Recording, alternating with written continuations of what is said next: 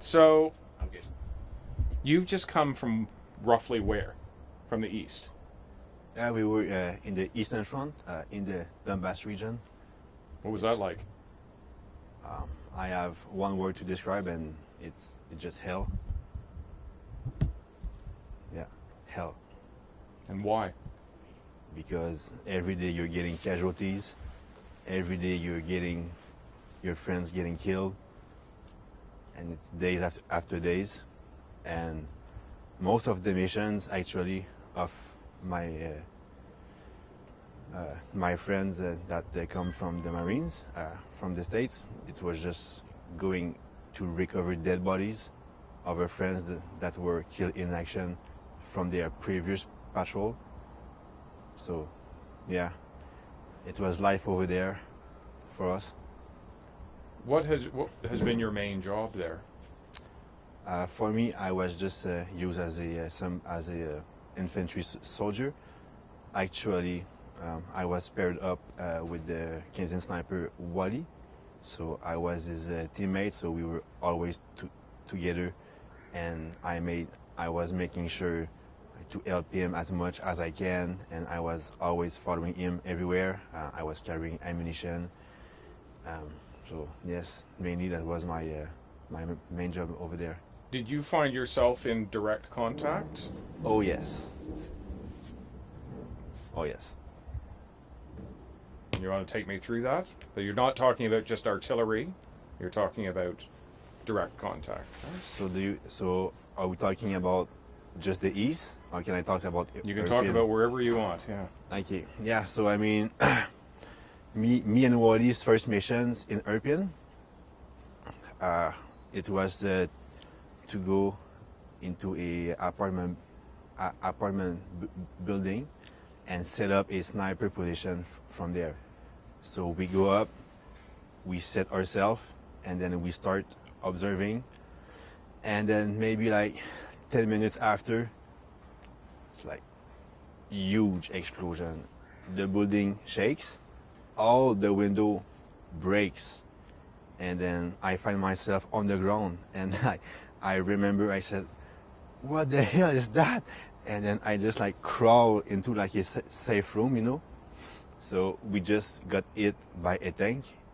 He shelled the building just above us, like just like he missed us by like 3 meters. And then me and Wally, we meet in the room, and then after that, we started to get small arm fire to us. Uh, and then we got out of the building, and then after that, huge firefight. I haven't.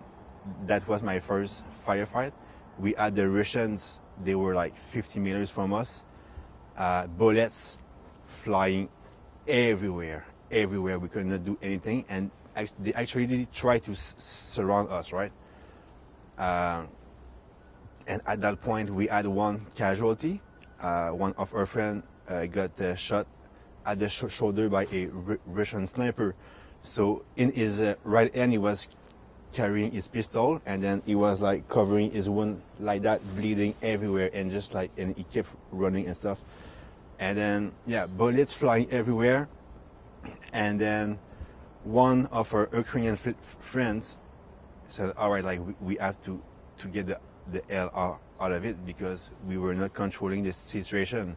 We were the one that got into fire." So anyway, like it was like total chaos, right? And then he shot. That guy saved our life.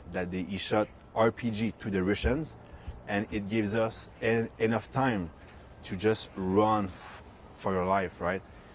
And then I remember I was running, and then huge explosion just at my right. I think it was like mortar fire or something, bullet just flying. And then we had came with vans, like vans. So everyone get in the vans as soon as possible.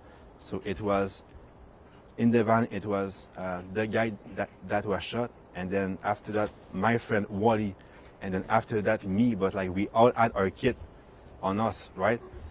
So for me, my right hand was holding the head panel of the passenger seat, and I was holding the other head panel, right? But we were too much in the van, so I couldn't close the door. So my back was outside the van, and I was holding like that. And that guy was driving like 100 kilometers in like a really residential street, right? And and then if I had left, I would just fall and just like fall on the ground. And then I had like the passenger guy was still shooting at them when we left. So and then we just it's a miracle, like we just made it out of there. But I mean, yeah, and that was our first patrol, our first mission. And then from there it just got worse. Yeah, that's what I would say. How long ago were you in the east, in Donbass? I would say about maybe 10 days ago. We did approximately 1 week there because at first we were fighting in Irpin. Then after that, with our group, we freed the city from the Russian. And then me and Wally and our unit, we got sent to fight in the east.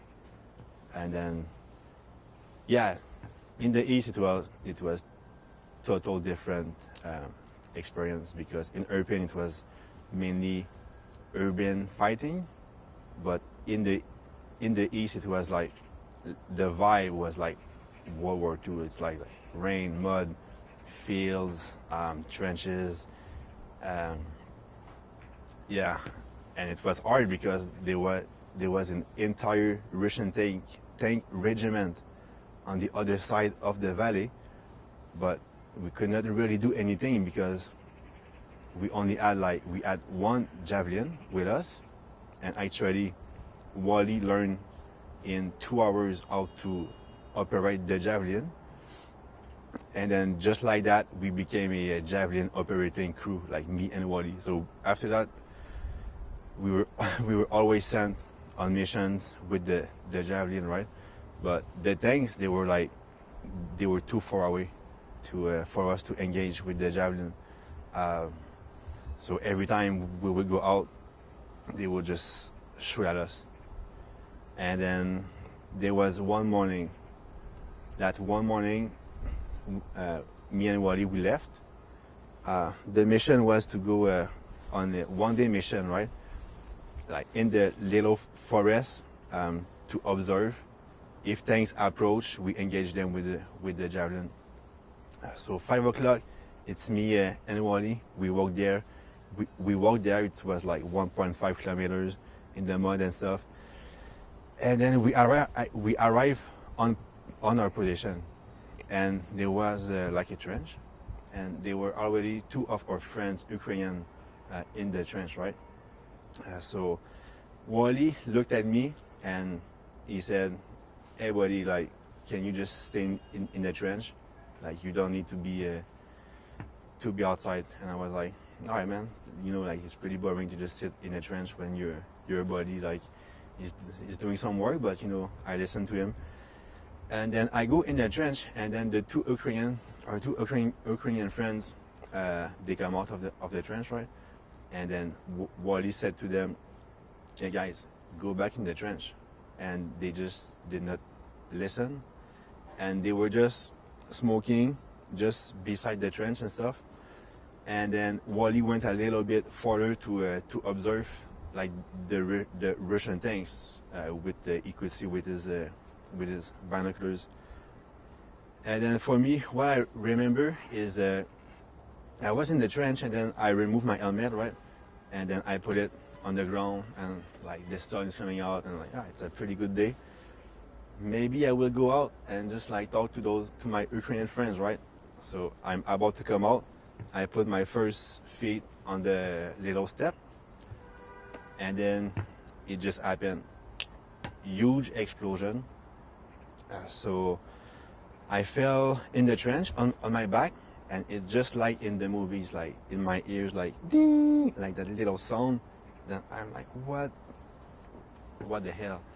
And then I get up, that's and then now and then I understood what had happened. Like we just got shot by a Russian tank, and it was like very precise shot. They could see us very good, right? They shot right between our two friends, and then I got up, I put back my helmet, and I look, I see one of my friend dead. Is not moving. He's not moving. He's just lying on the ground. He's dead. It's sure he's dead. Like there's no way to survive that. And then I looked to the other one. He was like just a couple of feet from me, and then he was still breathing but no legs. He didn't have any legs. And then we made eye contact. I looked at him. He looked at me. And then after that, his head just like started to move on his right, and you could see his body crisping and stuff. So he just like passed away in front of my eyes. So I was like, all right. So yeah, just two of my friends died in front of my eyes. So and then after that, me and Wally. I mean, Wally saved my life on that day because he told me to stay in the trench. But after that, me and Wally just got together. And then it's funny because Wally like was saying things like, I wonder if I can get them with the javelin from here. And I was like, bro, we need to get the hell out of here. Like, there's nothing we can do. Like, we need to get out of here. And then he said, oh, I need to go get my sniper rifle. Yeah. So he crawled back beside the trench. The tank shot once again at the same place. He received like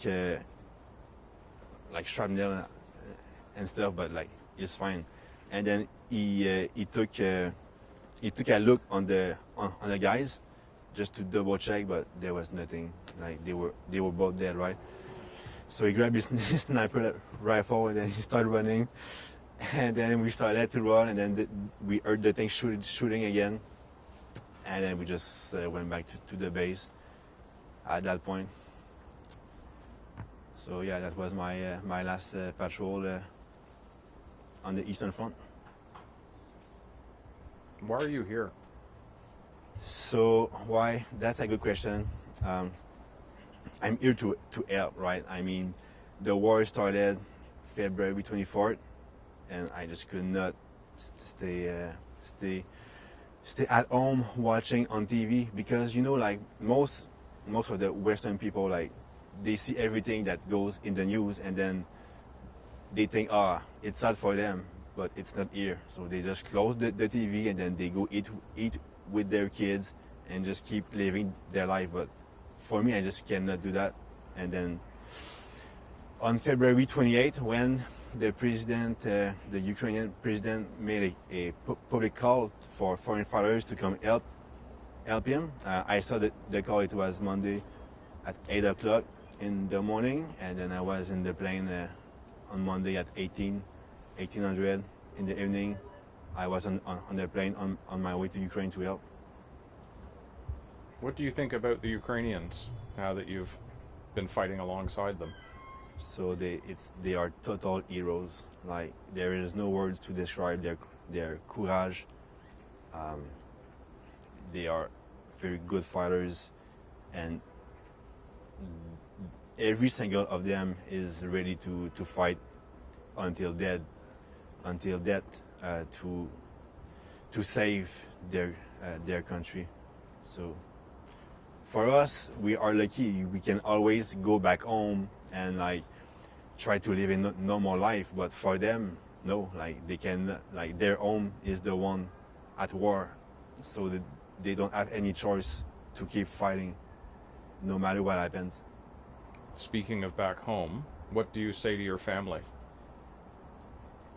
Votre famille. I'm saying I am sorry for like all the stress that I am giving you, but I think I have a job to do here. I want to do my part. I want to help those guys. So Yeah, and I hope they understand. Just one thing, it struck me because you wear the Canadian flag very proudly. Oui, Do you think Canada should be doing more? of course. Yes, sir. We are talking here about a country that has been invaded totally by an other country, right? And we are talking about civilians dying every day. In Mariupol, they had 10,000 civilians dying. 10,000 civilians dying. Like, I don't know if you realize, I was fighting in Irpin, and then we found mass grave in Bucha, right? So I understand that Ukraine is not part of NATO, right? But my feel is that the world has let down Ukraine in a whole. Just using the excuse, okay, Ukraine is not part of NATO, so we will just like sit back and watch, and good luck. And I mean, I would just like to say thank you for like money, weapons, and stuff. But at the end of the day, if NATO had stepped in, the war would have been done in like less than a week, right?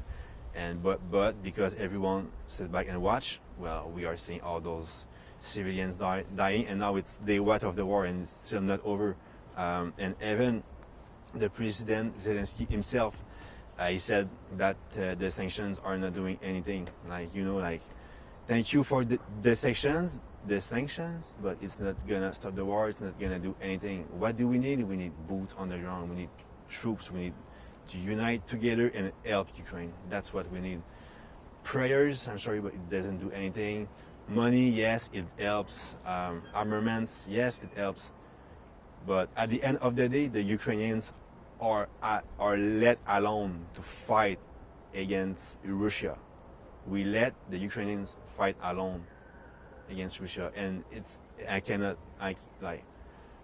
don't have any words for this. I'm just so. That's why I had to come here to help them, because I feel that the world had let down the Ukrainians.